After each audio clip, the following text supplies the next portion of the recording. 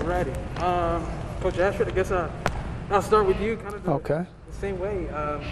You would just kind of tell us your journey to athletics at a young age and your college career as well. Well, just starting out from Durham, North Carolina. My earliest memory is of sports. Father, my dad got us started, my brother and I, in baseball. So we grew up playing baseball. Actually, basketball was the last of the big three.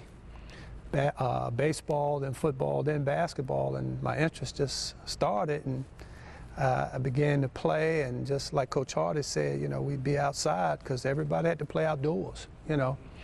And as I continued to progress and play, went through junior high school, which is what it was called back then, and then on to high school, forged a pretty good career in high school. Was fortunate to have some opportunities to go on to college, and went to Virginia Tech back in the mid-'70s, and had a pretty good career, met a lot of really good people, and who inspired me to go on.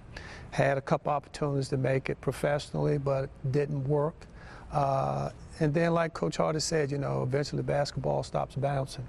So I had to find something else to do. And coaching was something that came a little bit later, but, you know, I started teaching, got my degree in education, and started coaching. My first job was in Floyd County. I was there for 5 years, coached girls and boys basketball. And because girls basketball back then was played during the fall the same time as football. And then boys was in the winter. And after 5 years there, I came to Fleming in 1990. And I've been here ever since. Wow, what a journey, man. Yeah. That's great. You touched on the opportunity to try and go pro. Did I see that right? You were indeed drafted. Yes, I was my senior year at Tech. I was drafted by the Washington Bullets. I was a 5th round draft pick, went to camp. You know, everybody thinks they're going to make it, but, you know, once you get on that level, man, you have to really separate yourself. And thought I played well, but, you know, it just didn't happen. So I was thankful for the opportunity. Got a chance to play against some legends of the game, be around some of the legends of the game, Wes Unseld, Elvin Hayes, a guy by the name of Bobby Dandridge that was from Virginia, down in the Richmond area. And listening and talking to those guys, man, and they were really opening up, talking to a lot of the younger guys who were rookies coming in, and they took the time. And I appreciated that guy, Phil Chenier, who's a commentator for Washington now. He was with the team also.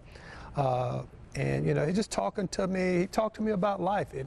And most of the guys that were on the team that I talked to who were perennial all-stars, they talked to me more about life than basketball. So, and I appreciated that. You know, and it was a fun time. It really was. How much have you seen, and I'll ask Coach Hardy you the same thing, but how much have you seen the game kind of change since perhaps the days you played to your first coaching days to now? Right. Well, it's a big difference. Being a teacher here, I've seen a lot of kids come and go. It has changed in the fact that, you know, trying to get kids to do more than just one particular sport, get them to want to put the time in. Nowadays, it seems like it's a little bit more self-gratification. If it doesn't happen immediately, then you get a lot of kids to kind of move on. They don't stick with it like they should. And that's the biggest thing right now. Yeah, absolutely. My goodness, man, some rich tradition and histories in just these 2 stories alone. When did you guys ever cross paths in Blacksburg, or was it more so after the fact? Well, when Coach Hardy came in, I finished my last year at Tech was in 1979. And actually, I had gone on, had my tryout and everything, and had come back to Blacksburg when Coach Hardy was playing at Tech. And I had heard a lot about him when he was in high school, and then, you know, went on to Ferrum and had a great career there. And he was a really good player when he was at Virginia Tech, and had a chance to play against him in some of the pickup games and so forth. And that was my first foray with Coach Hardy, just seeing how, I mean, he was a great player. People don't really understand how good a player he was, you know. and the things he could do with the basketball. And then, you know, just get an opportunity to play with him, play against him. And if I'm not mistaken, a few years later, you know, I came down to Roanoke and I played in Borough Page to have a summer league. Summer league, yeah. Came down and played in Coach Pay's summer league here at Fleming, at the old Fleming. You know, we played against Coach's teams, and they were really good team. I was gonna say, I gotta ask, one-on-one, who took the crown? One-on-one. We never played one-on-one. Oh, No. okay. Hey, look, and we're not gonna play one-on-one. maybe one day we'll see that. We'll see that, right? Yeah. One day. And obviously, coaching, you passed it down, and your athletic abilities to your son, Brian. Your experience here at Fleming, and you playing under Coach Hardy, playing under your dad. Just what was that like coming into that fold? Was it a little nerve-wracking at times, or how'd you deal with that? It was tough. I came in as a freshman, and I remember just leading up into my freshman year, I was working out with the team, just as, you know, summer workouts and stuff like that. And you know, I had made the team my freshman year, and you know, it was difficult, you know, because I was young, but I had to learn a lot quickly. And but I had some really good guys, teammates, that, you know, pushed me to become a better player, a better teammate. And I learned a lot within those first, you know, few years. And you know, like I said, it was tough. My dad, you know, he has a lot of knowledge of the game. Coach Hardy has a lot of knowledge of the game, so I had some great coaches, you know, to push me and make me into a better player. So it was tough, but it was fun, you know, during my time here at Fleming. Was it hard to turn off the, you know, family switch, you know, on the court or in school, or did that come kind of with you? It has days. Well, I'll put it like this, you know, Coach Hardy and I, we both coached our sons. And the thing about it is that, you know, when you're coaching on the floor, it's coach. When you walk off the floor, it's dad.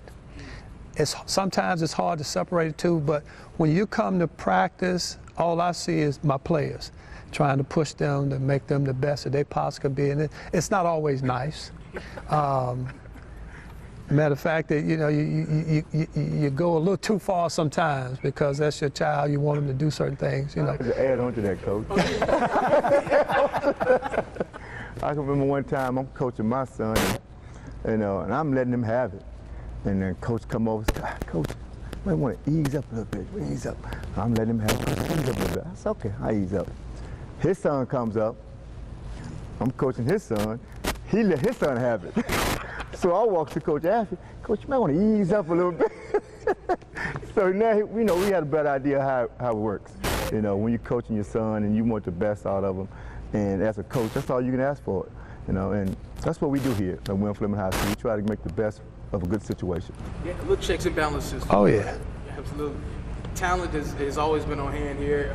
Warren, talented athlete in multiple regards. Just your thoughts on playing under Coach Hardy, and when did that switch kind of go off in your head? Like, I want to play at the next level, but it might not be basketball per se. I guess my journey was a little different. I guess growing up, I did heavily involve myself in all sports. I was as active as I could be, and just kind of going through that journey. And then I fell in love with basketball. And I guess these coaches, they seen something in me at an early age. And, you know, I played varsity as a freshman. And they just brought me in and kind of taught me the ropes, you know, and they had a lot of knowledge, like Brian has said. And it just gave me a lot of insight on the game, and I had a lot of fun. The teammates that I played with, the coaching style that they have, they made it fun for us to play. And we were winning, so all of that made all of the difference right there. And I can't thank these guys enough. You know, they are part of my development. Being able to get into with them at an early age, and that kind of started my development to put me where I am now. Yeah, talking with a lot of people, they always point that out about you. You matured at a very young age because of the people around you. Right. Personally, I had no idea that you would play football at the next level. I was like, oh, that's the next basketball star. When did that switch happen, and how difficult was it? It was very difficult. Like I said, I fell in love with basketball pretty early on. I want to say like 5 or 6 years old. And although I played the other sports, basketball, I had my mind set on it. I'm going to make it to the league. I'm going to do this, do that, have all these accolades, help my team do this, do that. And I guess it was just, you know, the people that I was around, the friends that I was around. I would go to games and stuff on the football field, and I would be watching there by myself because all of the, you know, the other guys were on the field. And I kind of sat down with my family, had a lot of talks to myself, talked with God a lot, prayed a lot. And he kind of just pointed me in the direction that, you know, don't limit yourself, expect big things, and, you know, never settle. And that's when I kind of got into the stage where maybe I do need to play football, and it kind of helped me out in both sports, you know, helped me to be agile and kind of get those things forming in both sports. And I just kind of sat down and talked with my family and decided on, hey, I think I'm gonna go ahead and play football. And then another reason that played into it is the roster. You know, you have 12 to 14 guys on the basketball roster, and then you got 53 on the football roster. And I kind of came to a realization that, you know, football may be the ticket. You know, I love basketball, but I had to make a grown man decision, and that was the decision I went with. That is awesome. And like you said, they always say it takes a village. I'm sure you took some points away from these two coaches here that now you as a coach on the football field that you try to instill with guys that grew up in your same city, went to your same school. Right. So with that, you know, it's all about building connections, building relationships, and these two coaches, Coach Hardy and Coach Ashford, did a great job of, you know, building that relationship, building the connection early on. Like, I still talk to them every day. I reach out to these guys, you know, every now and then just to check on them, just to reach out and have a conversation with them, just because of the connection that we've built over the years. You know, I've been with them for a while now, being that I got with them at an early age, and the connection and the relationship that I've built with these two coaches has been phenomenal, and I can't thank them enough. Did you know much about their personal backstory that they kind of shared here today when you were, you know, a player of theirs or being coached under them, or was that kind of like, I kind of know about it, don't really know much about it? So yeah, so I kind of knew a little bit about it. Like, I knew their stories about, you know, Coach Ashford growing up in North Carolina, and then him going on to Ferrum with Coach Hardy, and then me being recruited at Virginia Tech. You know, that played a big part with both of these guys, and that's a funny story in itself. Just, you know, the journey that we had there, and me riding up to games with them and getting to experience a lot of things with them. Like I said earlier, it just played a big part in my development, and, you know, just to be around these guys and the things that they put me through and allowed me to see has been a big part of my development as well. Yeah, and I imagine that respect that you guys had shared and just kind of knowing their insight and their backstory was huge, because, I mean, a lot of times we walk through the halls and we don't know the backstories of the magnitude of these teachers, these coaches. I have no idea of your personal story. I just, a 9-year-old cutting up in gym class. So, you know, we come 10 years later, and I'm like, wow, man, this phenomenal story at Ferrum. What do you think we can do, or what do you try to do as a coach now to help the younger generation kind of appreciate some of those points of, hey, these guys are phenomenal, you know, and what they've done? I guess the biggest thing for me is take advantage of the people that are around you.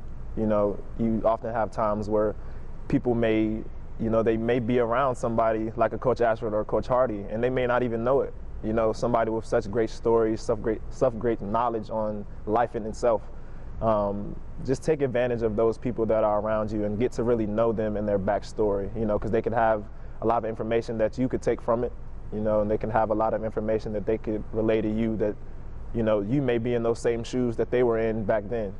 And that's one of the biggest things I take from it. Just their coaching journey, you know, their recruitment journey, all in one. Those are all things that they've done before, you know, I had to go through. And now me as a coach, I'm having to relay that message to the younger guys. And that's been a big part as well. And like I said, I'm thankful for these guys to have been through that journey with them, and for them to instill such great mindset and great positivity in myself. Yeah, along those same lines, yourself, you're coaching your own right now, you know?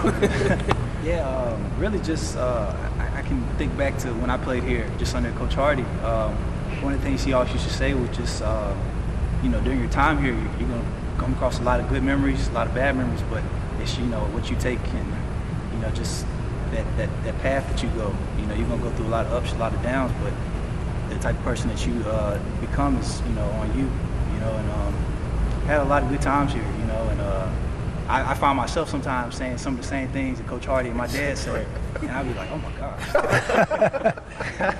You know, but, Never thought I'd say those words. Right? you know, but, it's crazy because I'll catch myself sometimes, and it's like, hey, that sounds like Coach Hardy, that sounds like Coach my dad. You know, but it's true. You know, and it just shows you that, you know, they've gone through things, and you know, I guess sacrifices and things that they've gone through, they try and help you along the way so you don't have to go through those same things. So they'll give you that knowledge and that information to make you into a better, not just a better player, but a better young man. Or me, from coaching the girls, I try and make my ladies better young women, you know, just going off of, you know, just experience I've gone through to make them better people. Because like you said, at the end of the day, you know, you can be a good athlete, but eventually the ball is going to stop, you know, bouncing. Or, you know, you have to hopefully become a good person in this world. Yeah, absolutely.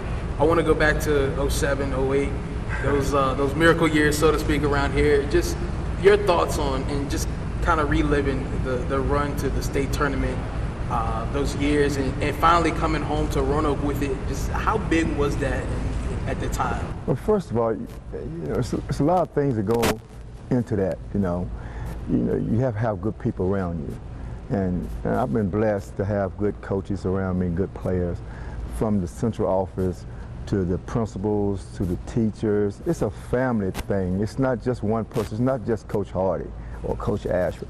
You know, it's a group of people for one common goal. And we were just so blessed to be able to, in 2007, to achieve that goal. You know, you go down to Richmond not knowing what, not expecting, but going down there with the idea, hoping, hey, we can bring this trophy back here if we play hard enough. And, you know, we just had enough guys to believe in that. And, you know, Coach Ashford, I can call him Coach Ashford now. Coach Brian Ashford, he was one of the starters on that team. And, you know, I just remember, sometimes I replay that game over and over. We were down 13 points. And, you know, and guys coming into the locker room and they said, Coach, we're not going to lose this ball game. I said, I hope and pray we don't lose this ball game. But so we take the floor and we just went play by play until the last play. And then at the end of the game, we were state champions. And that feeling was just unbelievable, just to see the smiles on these guys' faces from all the hard work and what Coach Ashford and myself tried to make them believe in. And that was the key. They had to believe they could win before they could win it. So at the end of the journey, the beliefs came true that they could win the basketball game. And once we won it, coming back home and everybody smiling and laughing and high-fiving, just tears of joy, just knowing that we've done something that has never been done here. And so we was a part of that. And like I said, it takes a family to do that, just not one basketball coach. You know, it takes a community to support a basketball team that's going to try to do something like that. And we just thank God for the community and all those who were involved in the 2007 run. And not only then, but even right now. You know, we just thank you for your support. You know, I had to say to my wife, I thank my wife, because, you know, there's times I come home and as a basketball coach, it's some trying time, and she's calmed me down. She has that calm demeanor and said, okay, honey, it'll be okay. So, I mean, we just move on, and that's what it's all about. It's about a family, and you can develop family, develop trust. Duo to pull that off. How special was that for you guys? Well, it was extremely special, you know, having your son on the team and working with them. You know, it was, if I remember correctly, we had lost like our first 3 or 4 ball games that year. You know, we had a young team. We only had about 2 or 3 seniors on the team. But, you know, the guys came to practice every day and put the time in and worked to get better. Nobody got discouraged or anything. And then all of a sudden, we ran off about 10 or 12 straight games. You know, and when you do that, you start getting a little bit more belief in yourself. And just to go out every time we play, and we got better and better and better. And, you know, with him being on the team, it was that much more special. You know, because like with me coaching Brian and Coach Hardy with his son Keith, when Keith was playing,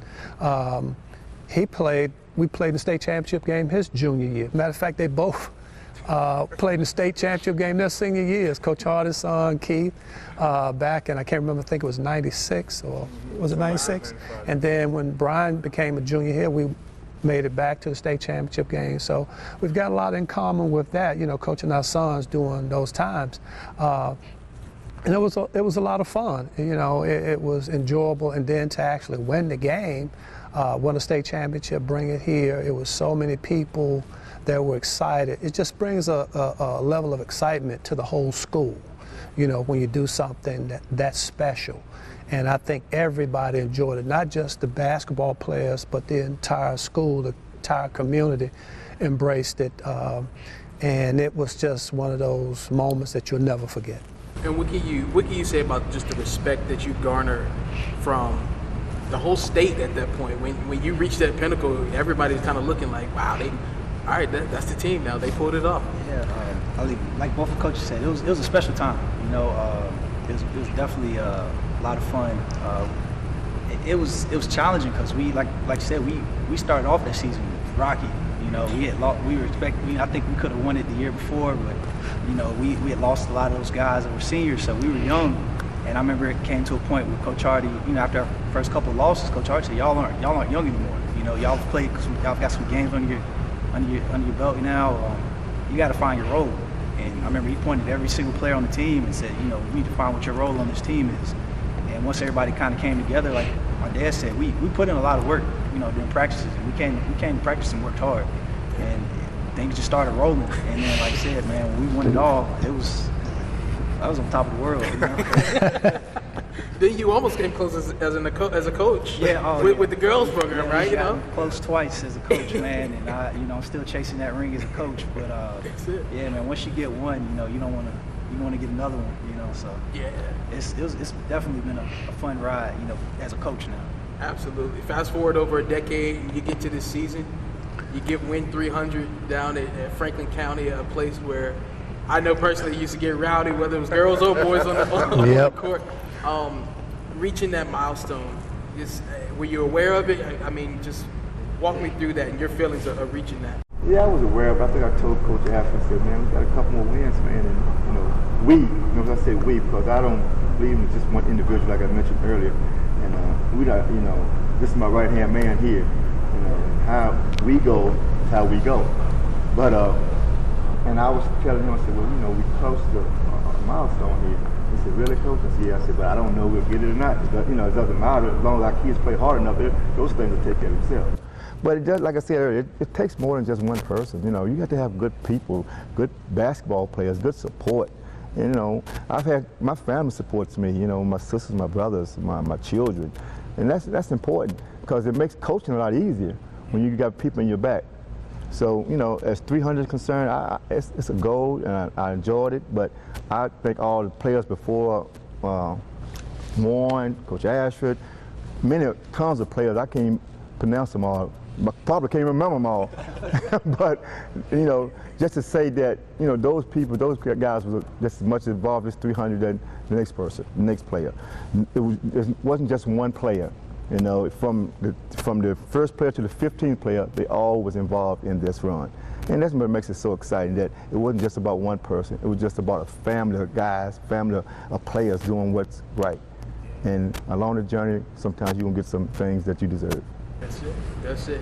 I guess one of my last questions is whether it's a player that turns out to be a football college athlete turned coach now here at his alma mater, one of your basketball stars, state champs that turns out to be a coach here, or a Troy Daniels or Jamel Higgins, how important has it been to see your guys be successful at something in life? Oh my gracious, it just boils my joy in my heart just to see these guys, one on my right, one on my left, being able to do what they do. And not only these two guys, but guys before them and guys that's going to come after them. You know, from a coaching standpoint, it does you good to see your guys succeed in life, because that's what we preach here. Coach Ashford said we preach success in life success, because for the simple fact is basketball is not going to always be there, but you still going to have to be a good person. You know, you're going to have to be somebody in the community some people look up to. You're going to still have to go get a job. You're still going to have to take care of your family somewhere down the road. But that's what we stress. family, doing the right thing, take the blessings as they come along your journey, and then let your journey speak for you. Absolutely. Coach, any lasting words you want to leave with? Well, like Coach said, it's been a journey for us to be here, and we're thankful for being here. As coaches, we have a responsibility to all the young men that we've coached, and my son, he coaches the girls team here and the young ladies, to show them that there is a path, there's a direction, because everybody is only here for a certain amount of time. You know, you come to high school as a 9th grader, you leave as a senior, not knowing what the future's going to hold. But hopefully we give all of our students here at Fleming some insight as to what they can become. And what they can become is someone who's special in their own right. And that's a big part of it.